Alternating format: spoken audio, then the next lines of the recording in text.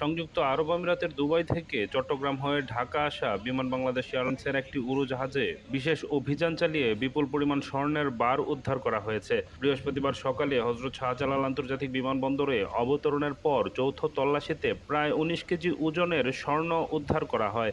এ ঘটনায় চাঞ্চল্যের সৃষ্টি হয়েছে এবং বিষয়টি ঘিরে তদন্ত শুরু করেছে সংশ্লিষ্ট কর্তৃপক্ষ।